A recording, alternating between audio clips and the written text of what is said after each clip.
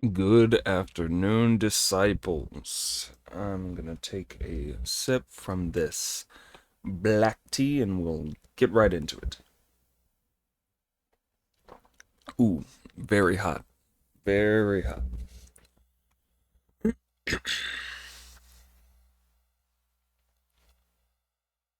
Chapter 43. The Dhyana Master conceives after eating a meal. The yellow wife brings water to remove a devil fetus. 800 kinds of virtue must be cultivated. 3,000 good deeds must be secretly performed. Do not distinguish objects from self or friend from foe. That conforms with the teaching of the Western Heaven. The rhinoceros demon feared no weapons, no blame attached to the failure of water and fire. Lord Lao Tzu subdued him and took him to heaven, turning the buffalo round with a smile. The story goes on to tell who was calling by the wayside. The mountain god and local deity of Mount Jttw came out carrying a bowl of purple gold. "Holy monk," they said, "this bowl of rice was begged by the great sage monkey from a pious household. You fell into the clutches of an evil demon because you would not heed good advice, putting the great sage to endless trouble before he was finally able to free you today. Please, eat this food before continuing on your way, and do not be ungrateful for the great sage's respect and sense of duty." "I am very grateful to you, disciple," said Sanzang, "and I cannot find words to express all my thanks. If I had realized before that I should not step out of the circle, I would never have been in such danger of being killed." "I tell you frankly, master," said Brother Monkey, "that because you did not trust the ring I drew, you ended up the victim of someone else's ring.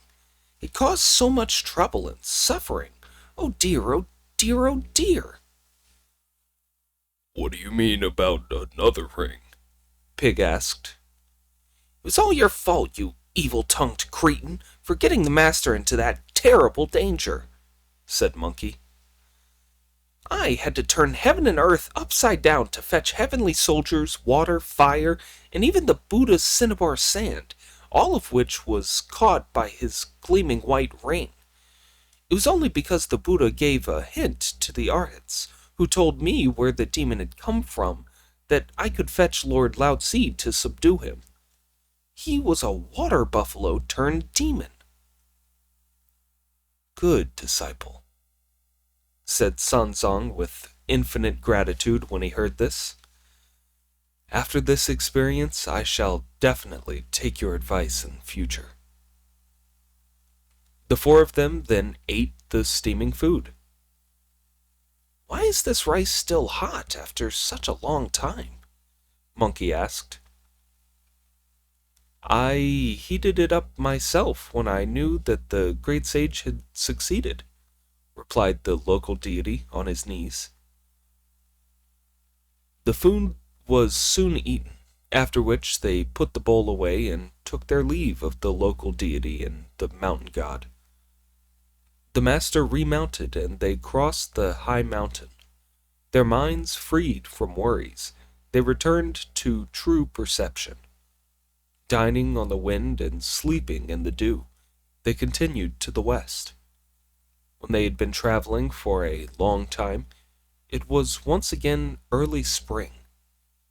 They heard the soft call of swallows, the beauty of orioles, the soft call of swallows tiring their fragrant voices, the beauty of orioles and their frequent song. The land is covered with flowers like brocade. The emerald green hills seem piled with cushions. Fruit forms on the green-gage trees on the ridge, while an ancient cypress holds a cloud before the scar. Pale is the misty light on the fertile plain. Warm sands are bathed in the glow of sunset. Orchards and trees now break into blossom. Willows grow new shoots as the spring returns.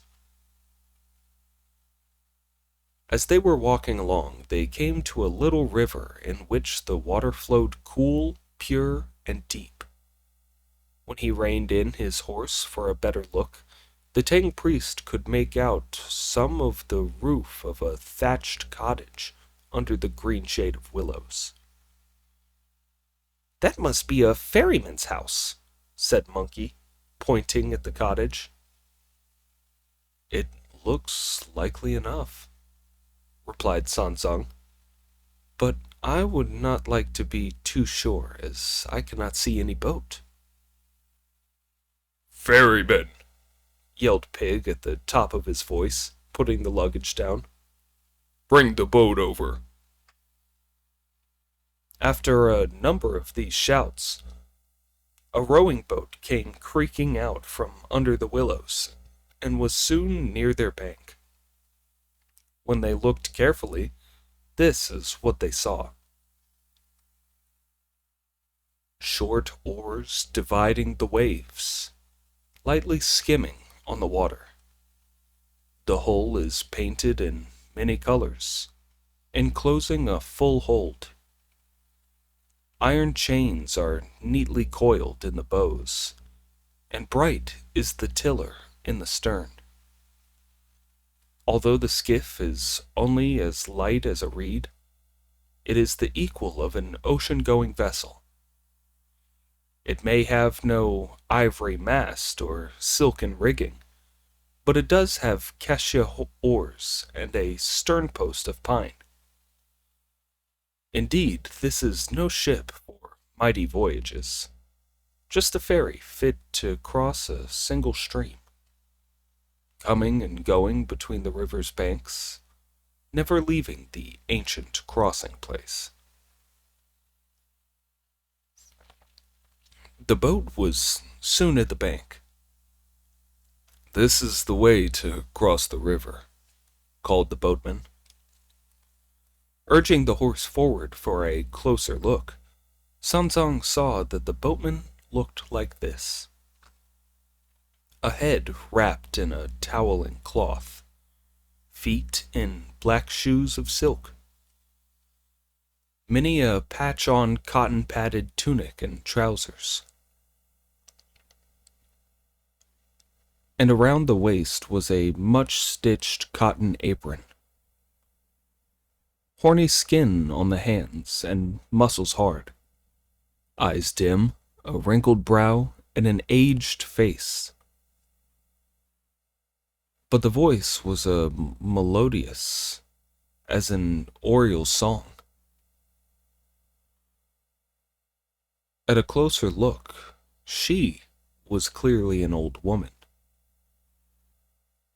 "Do you do the ferrying?" asked Monkey, approaching the boat.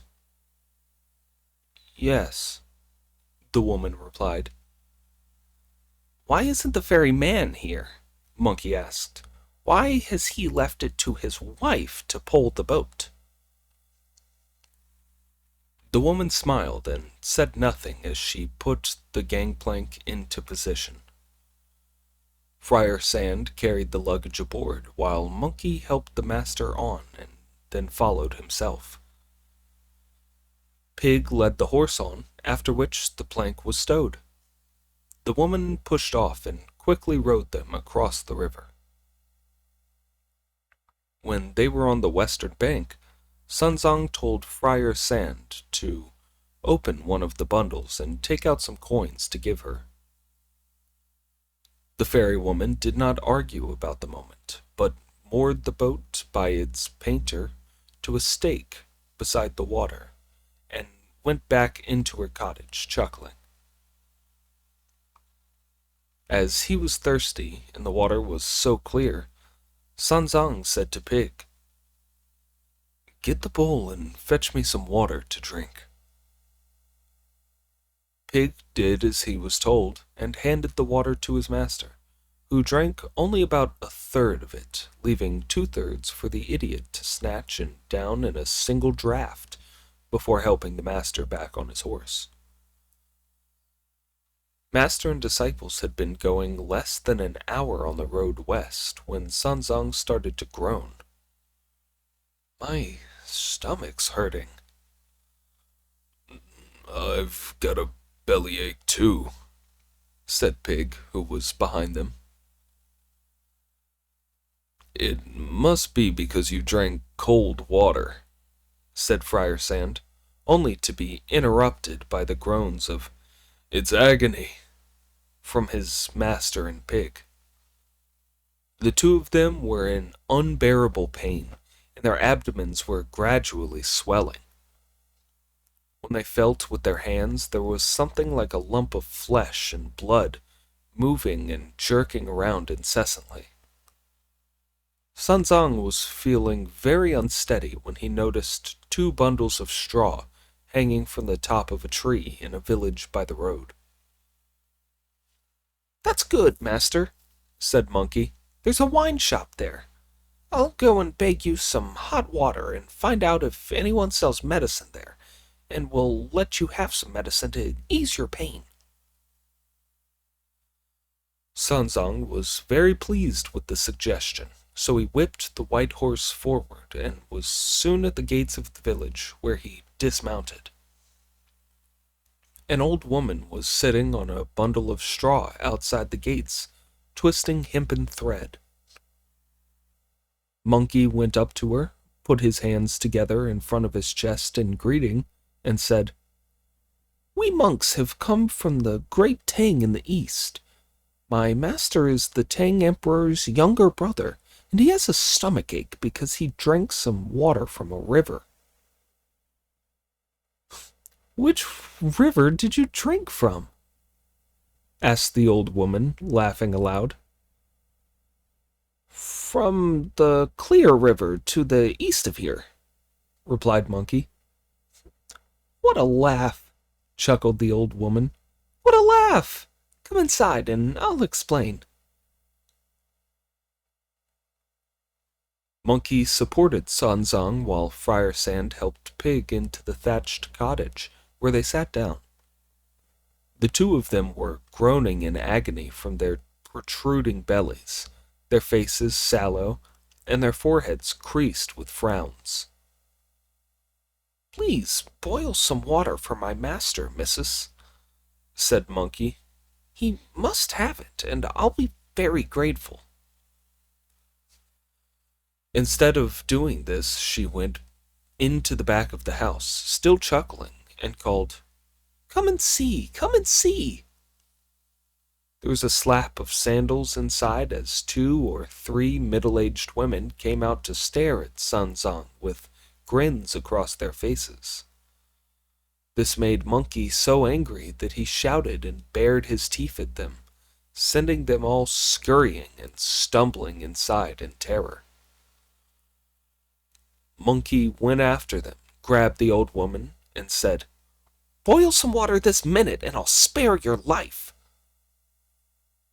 "My lord," said the old woman, "hot water won't be any use. I can't do anything to help those 2 with their bellyaches. If you let me go, I'll tell you all about it." When Monkey released her, she continued, "This is the womanland of Western Liang. All of us in this country are female, and there isn't a man among us, which is why we were so pleased to see you. It's terrible that the Reverend Father has drank from that river, which is called the Motherhood River. There is a male welcoming post station outside our capital with a pregnancy-revealing spring. In this country, we only dare drink of the river's water when we reach the age of 20. After drinking it, we feel the stomach pains of pregnancy. 3 days later, we go to the pregnancy-revealing spring at the male-welcoming post station. If we see a double reflection in the waters, we give birth to a child. Because your master has drunk from the motherhood river, he's pregnant. He's going to have a baby soon. What will a hot drink do to help that? Sanzang went pale with shock at the news. What am I to do, disciple? He asked. I'm going to have a child, but I'm a man, said Pig, writhing around in his agony. Where will the child come out? How am I to give birth to it? As the old saying goes, a melon falls when it's ripe, replied Monkey with a laugh. When the time comes, a hole will open under your ribs for it to be born through.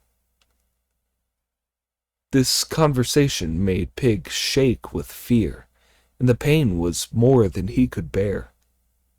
I can't take any more, he said. I can't take any more. I'm dying. I'm dying.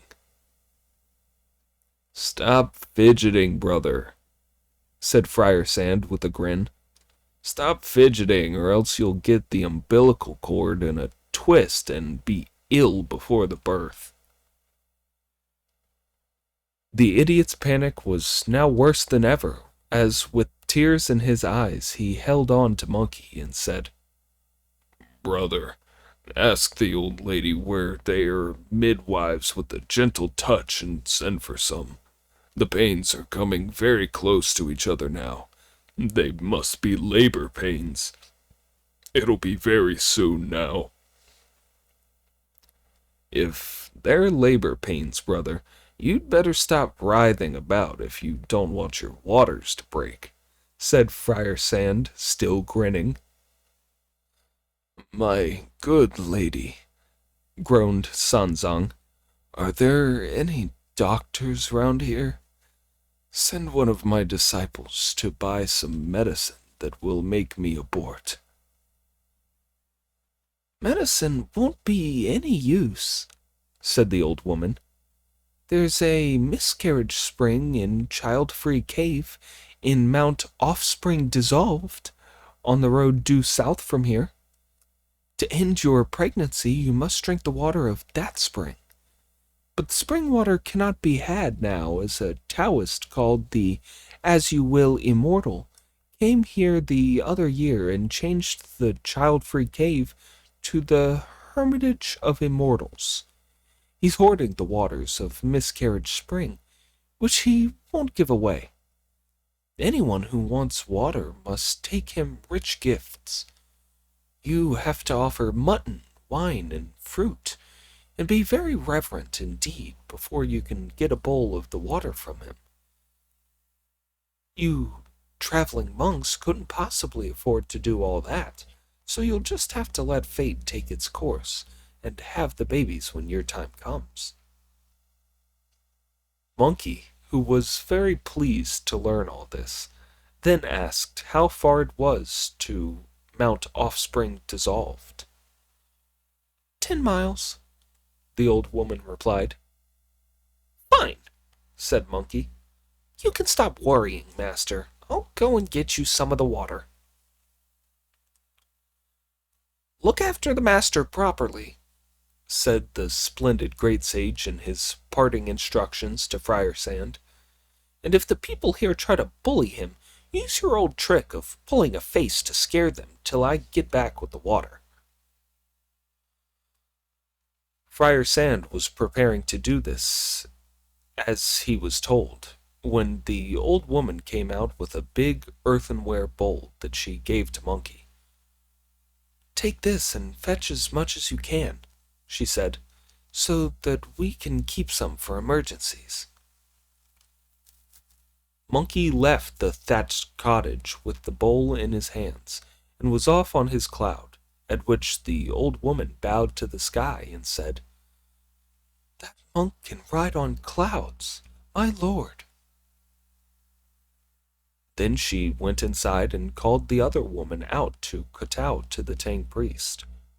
They started calling him Arhat and Bodhisattva, boiled water, and prepared a meal to offer him.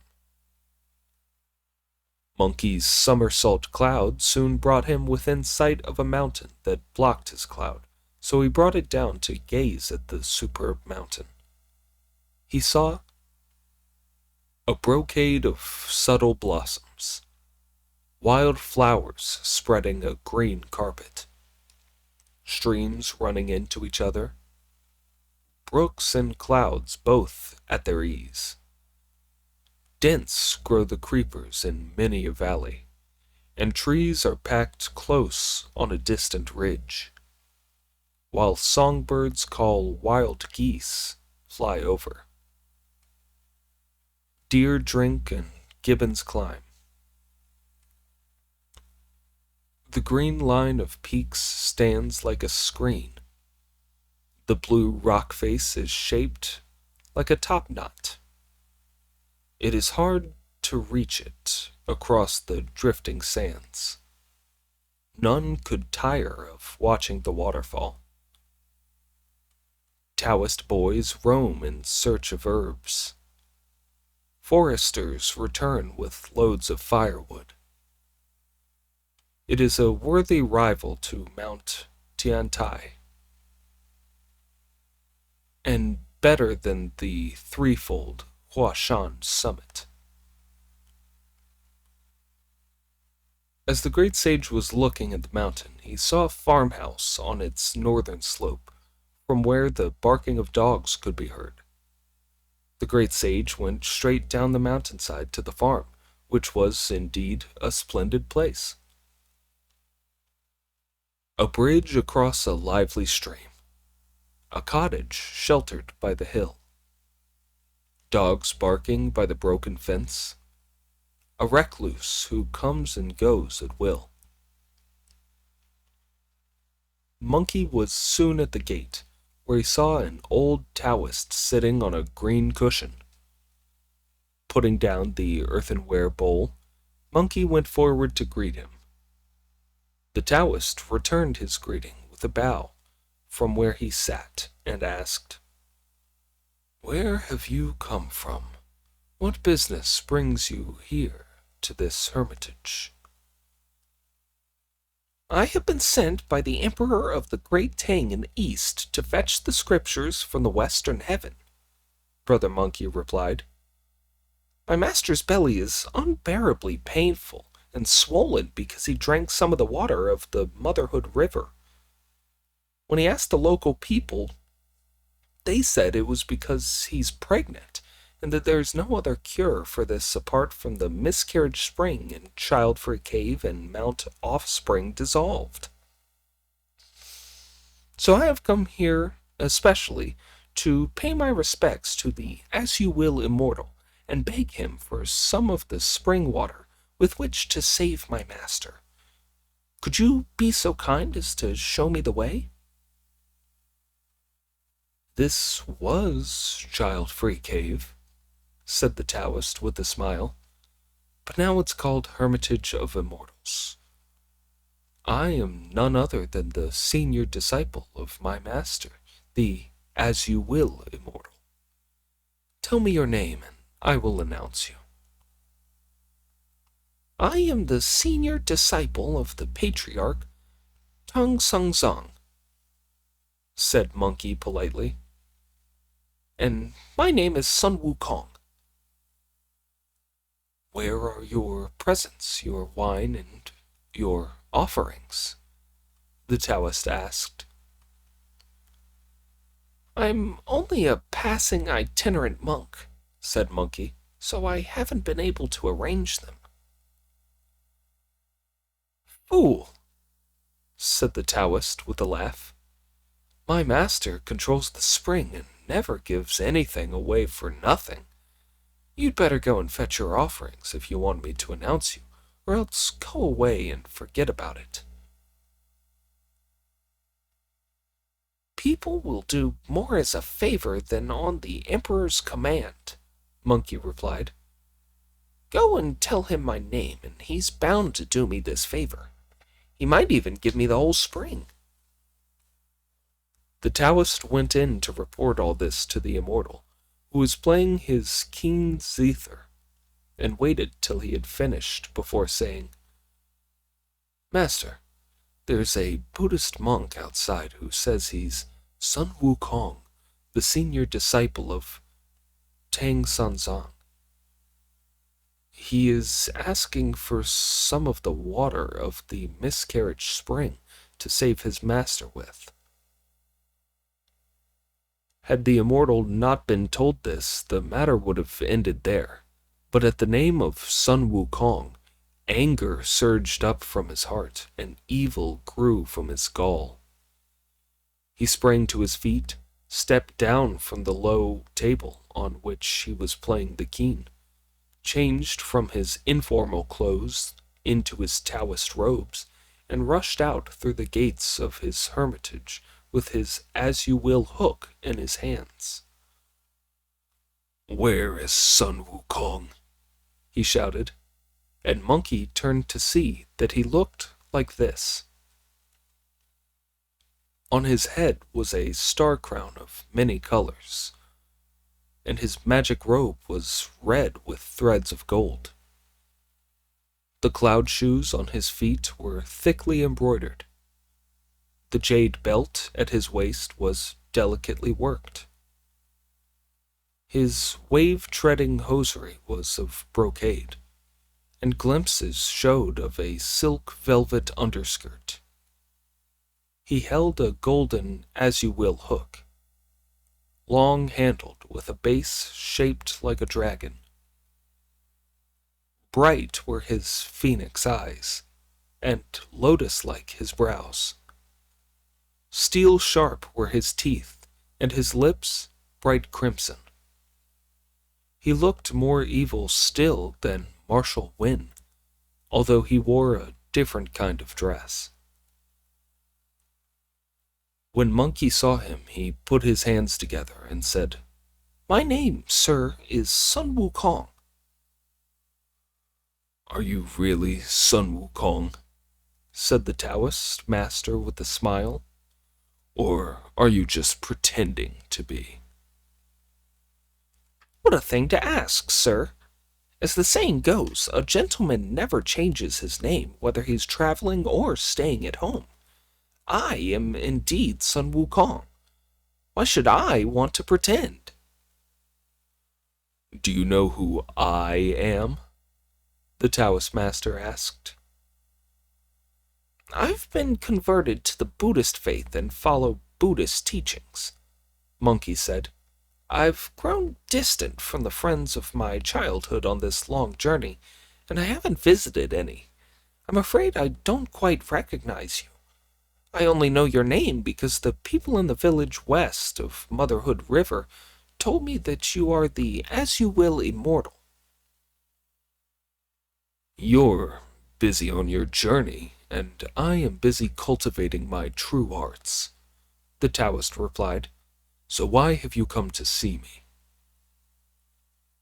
"Because my master is pregnant and has a bellyache after mistakenly drinking water from the Motherhood River," said Monkey. "I've come to your immortal abode to beg you for a bowl of water from the miscarriage spring with which to deliver him from his agony." "Is your master Tang Sanzang?" asked the Taoist with an angry glare. Yes, yes," said Brother Monkey.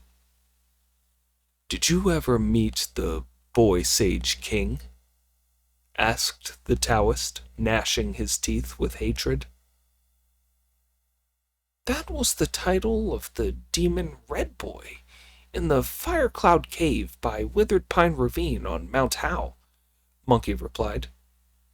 "Why are you asking about him, immortal?" "He is my nephew," the immortal replied. "I am the brother of the Bull Demon King. He wrote me a letter telling me how Sun Wukong, the vicious senior disciple of Tang Sanzang, destroyed the boy. It was my great regret that I had no way of taking revenge on you here, but now you've come to my door, begging for water." "You are mistaken, sir," said Monkey, putting on a smile. "Your respected elder brother used to be a friend of mine, and we were 2 of 7 sworn brothers in my youth. The only reason I did not come to pay my respects earlier was because I did not know your address. Your good nephew has done very well. He's now serving the Bodhisattva Guanyin as the page Sudana. He's much better off than the rest of us, so why be so angry with me?" "Damned ape!" shouted the Taoist master. "How dare you argue like that? Is my nephew better off as a slave than he was when he enjoyed the delights of being a king? Learn to behave yourself and try a taste of my hook." Monkey parried with his iron cudgel and said, "Don't talk about fighting. Give me some of the spring water instead." "Vicious ape," the Taoist master said again. "You don't know whether you want to live or die.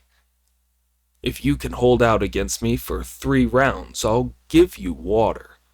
But if you can't, I shall avenge my nephew by cutting you up and stewing you in soy sauce." "I'll get you, you impudent and evil creature," replied the great sage. "If you want to fight, try my cudgel." The Taoist master blocked it with his hook, and the 2 of them fought a fine battle by the hermitage of immortals. The holy monk conceived after drinking from a river, so Monkey went to call on the as-you-will immortal. Not knowing that the Taoist was in fact a monster, who had used his powers to seize the miscarriage spring. When he met Monkey, old hatreds were revived. They were locked in struggle as neither would yield. As they talked on, he became even angrier, evilly determined to have his revenge. One came for water to save his master's life, which the other would not give for his nephew's sake. More lethal than a scorpion was the as-you-will hook, while the gold-banded cudgel struck like a dragon. The cudgel kept thrusting savagely at the chest, while the hook made subtle cuts to the legs. Grievous were the wounds where the cudgel fell, and the hook rose from the shoulders to strike at the head. The cudgel swung round the waist like a hawk after a sparrow. The hook struck thrice at the head, like a mantis catching a cicada. They came and went as they struggled for mastery, the ebb and flow of battle taking them forward and back. There was nothing to choose between cudgel and hook. Neither contender emerged as the victor.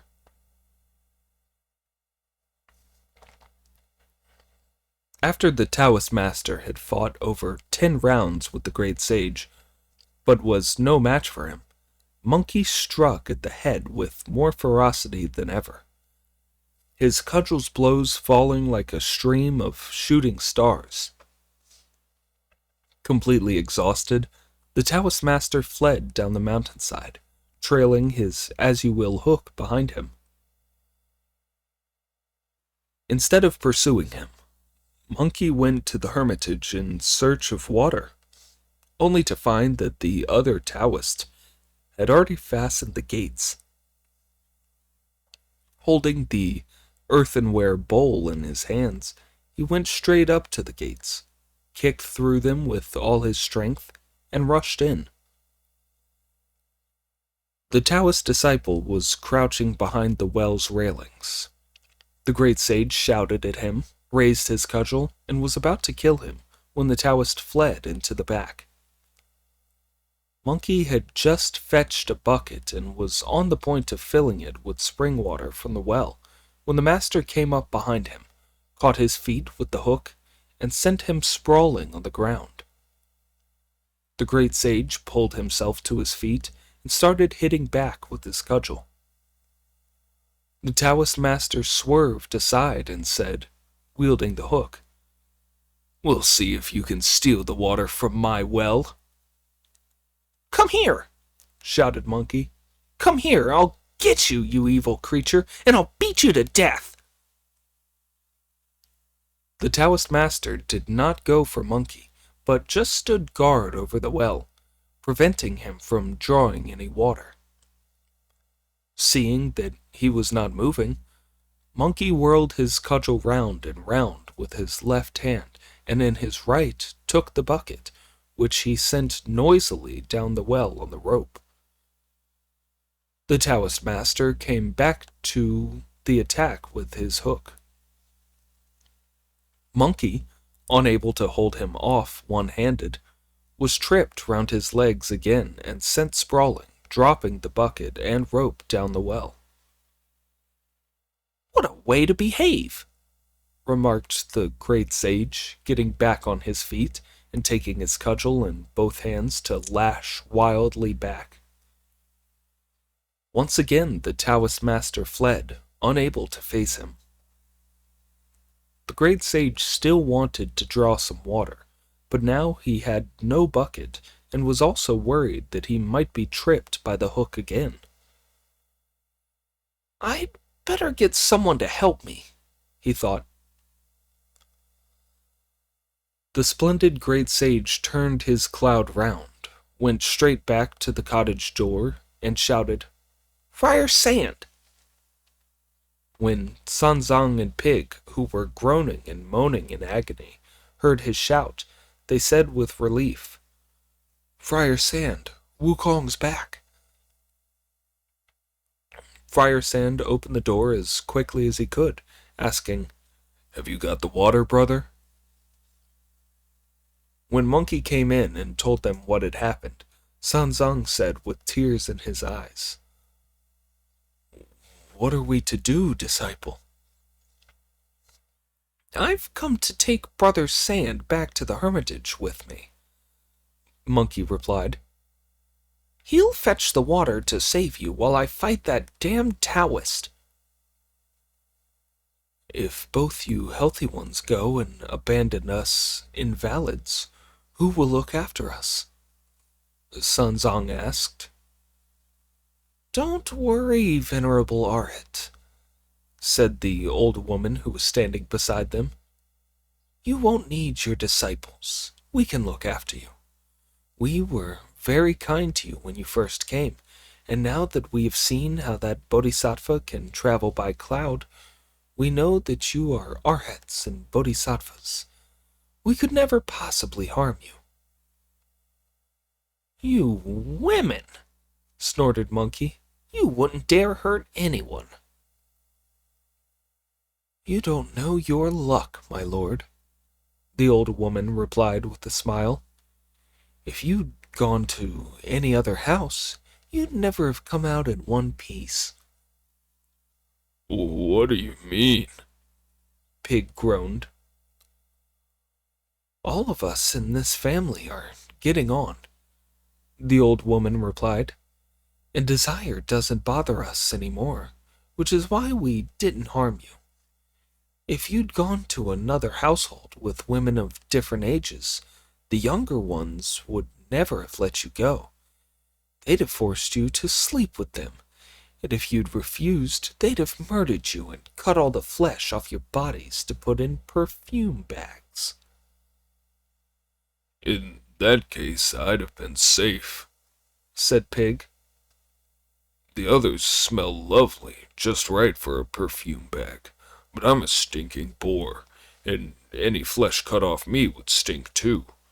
I'd come to no harm." "Stop boasting," said Brother Monkey with a smile, "and save your strength for the delivery." "Fetch the water as soon as you can. Don't waste any time," the old woman said. Do you have a well bucket on a rope I could borrow? Monkey asked. The old woman went out to the back and brought in a bucket on a rope as well as a spare coil of rope that she handed to Friar Sand. Take both ropes in case the well is so deep you need them, she said. Friar Sand took the bucket and the ropes, left the cottage with Monkey, and flew off on the same cloud. It took them less than an hour to reach Mount Offspring Dissolved, where they landed directly outside the gates of the hermitage.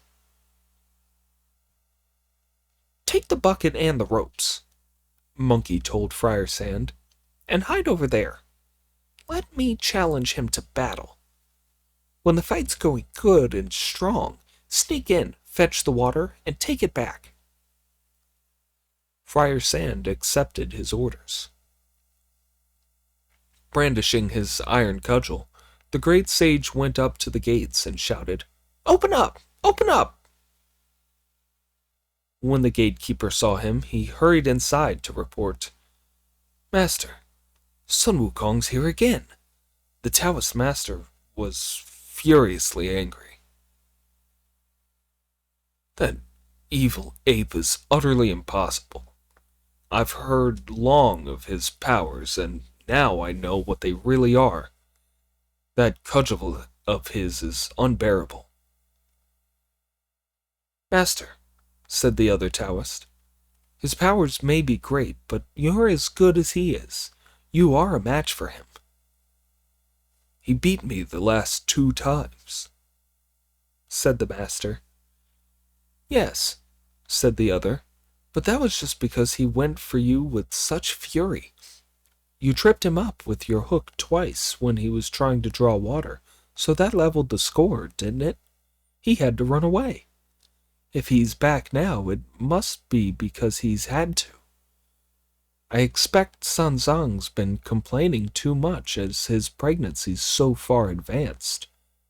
I'm sure that he's feeling resentful of his master. You're absolutely bound to win this time, master." This pleased the Taoist immortal and made him feel very cheerful as he went out through the doors. His face was wreathed in smiles, his manner imposing, and his hook in his hands. "Wicked ape, what are you back here for?" he shouted. "Just to fetch some water," Monkey replied. "It's my well," said the immortal, "and even if you were a king or a minister, you'd still have to make presents and offer mutton and wine before I gave you any. On top of that, you're my enemy. How dare you come here empty-handed expecting water?" "Do you refuse to give me any?" Monkey asked. "Yes," said the immortal, "I won't." "Vicious and evil beast!" Monkey yelled. "If you won't give me the water, take this!" He dropped his guard to strike hard with his cudgel at the immortal's head. The immortal dodged the blow and struck back with his hook. It was an even finer combat than the previous one. The gold-banded cudgel, the as-you-will hook, and 2 fighters filled with hatred and anger. The flying sand and stones darkened earth and sky. The clouds of dust and dirt made sun and moon seem sad. The great sage was fetching water to save his master, that the evil immortal refused for his nephew's sake. Both sides fought with equal vigor, in their battle that allowed no rest. They struggled for victory with tight-clenched jaws, gritting their teeth as they strove to win. With growing skill and ever greater vigor, they breathed out clouds to frighten gods and ghosts. Noisily rang the clash of their weapons, as their battle cries shook the mountains and hills. They were a whirlwind wrecking a forest, a pair of murderous fighting bulls. As the battle went on, the great sage felt happier, and the Taoist immortal had ever more energy. Each was determined to carry on the fight. Neither would give up till the issue was resolved. The two of them leapt around in their fight from the gates of the hermitage to the mountain slope. It was a long and bitter struggle. When Friar Sand rushed in through the gates with the bucket in his hand, the Taoist disciple blocked his way and asked, "Who do you think you are, coming to steal our water?" Friar Sand put down his bucket and ropes, brought out his demon-quelling staff, and struck at the Taoist's head by way of an answer. Because the Taoist could not move out of the way fast enough, the blow broke his arm and he fell to the ground, straggling to escape. "I was going to kill you, you evil beast," roared Friar Sand. "But seeing as you're human, I feel sorry for you, and I'll let you go. Now let me get my water." The Taoist crawled to the back of the hermitage, thanking heaven and earth for his escape. Friar Sand then filled his bucket with water from the well, went out through the gates, rose up on his cloud, and called to Monkey. "I've got the water, brother. Spare him now. Spare him." Hearing this, Monkey held the hook at bay with his cudgel and said, "Listen to what I have to say. I was going to wipe all of you out, but you've broken no laws, and your brother, the Bull Demon King, is a friend of mine. The first time I came, you tripped me up with your hook a couple of times, and I couldn't get the water. I lured you out to fight me so that my fellow disciple could get some water. If I'd used my full powers, I'd have killed several of you, never mind just one, as you will, immortal. But it's better to spare life than to take it, so I'll let you live a few more years. Never try extortion on anyone who comes here for the water again." The evil and foolish immortal moved and tried to hook Monkey once more, but Monkey avoided the hook, rushed at him, and shouted, "Don't move!" The helpless immortal fell head-first to the ground and was unable to get up. The great sage picked up his as-you-will hook, snapped it in two, then broke the two pieces into four and threw them to the ground. "Damned beast," he said. "Are you going to try any more nonsense?" The trembling immortal had to bear his humiliation in silence, and the laughing great sage rose up on his cloud. There is a poem that testifies to this. It goes, "When true lead is melted, it yields a true liquid. If the true liquid is mixed right, true mercury hardens. True mercury and true lead have no feminine quality. Magic cinnabar and herbs are the elixir of immortality. When a child is recklessly formed, a pregnancy results. The Mother of Earth succeeds without any effort.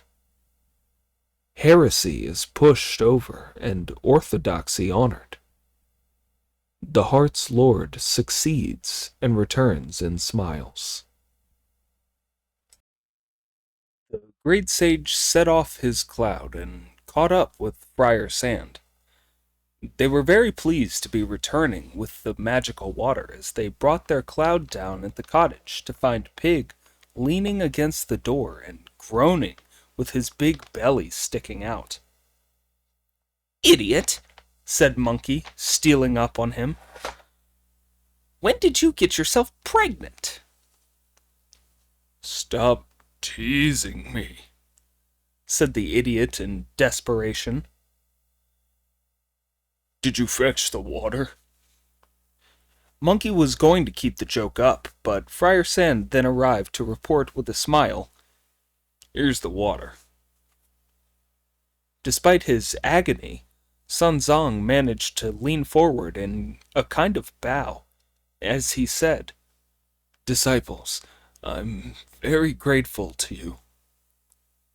The old woman was pleased too, and the whole household came in to bow and say, "Bodhisattvas, this is wonderful, wonderful." She fetched a drinking bowl of decorated porcelain, half filled it with the water, and handed it to Sanzong with the words, "Venerable sir, please drink it very slowly. One mouthful will be enough to end the pregnancy." I won't need a bowl, said Pig. I'll drink the lot, bucket, rope, and all. "Venerable sir," the woman said, "don't give me such a terrible fright. If you drank the whole bucketful, it would dissolve all your insides." This gave the idiot such a fright that he behaved himself and drank only half a bowlful too. Within less time than it takes to eat a meal, the two of them were in agony. Their intestines felt as if they were being wrung out and gave several loud rumbles. After that, the idiot could contain himself no longer. He emptied his bowels and his bladder. The Tang priest, also unable to contain himself, wanted to go to the laboratory. "Master," said Brother Monkey, "you mustn't go anywhere. You might be in a draft. If you catch a cold, you may get milk fever." The women then brought in 2 latrine buckets for the pair of them. When they had both used them several times, the pain stopped and their stomachs gradually started to resume their normal size as the extra flesh and blood in them was dissolved. The woman then cooked them some plain rice porridge to settle their stomachs. Lady, said Pig, my stomach's very strong, and it doesn't need settling. Boil me some water for a bath before I eat my porridge. You mustn't have a bath, brother, said Friar Sand. Washing in the first month after childbirth can make you ill. That wasn't childbirth, said Pig. Just a miscarriage. Nothing to worry about. I want a bath to clean up. The woman then boiled some water for them to wash their hands and feet. The Tang priest could only manage 2 bowls of porridge, while Pig downed a dozen or so, and still wanted more. "Idiot," said Monkey with a laugh. "Don't eat so much. It wouldn't look pretty at all if you got a big belly like a sandbag." No problem, said Pig. No problem. I'm not a so I don't need to worry about that. The women then went out to cook him some more rice. "Will you give me the rest of the water?" the old woman asked the Tang priest. "Have you had enough of the water?" Monkey asked. My stomach stopped hurting, said Pig, and I'm sure the pregnancy's completely finished. As I'm fine now, I don't need any more. "As they're both better now, we'll give you the water," said Monkey. The woman thanked him and buried the water in a glazed jar behind the house. "That jar of water will be enough to pay for my coffin," she told the rest of her family, who were all delighted. A vegetarian meal was prepared, tables and chairs were set out, and the monks dined. They took their time over the meal, then retired for the night. The next morning they thanked the old woman and her family and left the cottage. Sanzong mounted the horse, Friar Sand shouldered the luggage, the great sage Monkey led the way, and Pig held the bridle. This had been a case of rinsing away the evil and leaving the body pure, dissolving the mortal fetus to restore the natural self. If you don't know what else happened in that country, listen to the explanation in the next installment.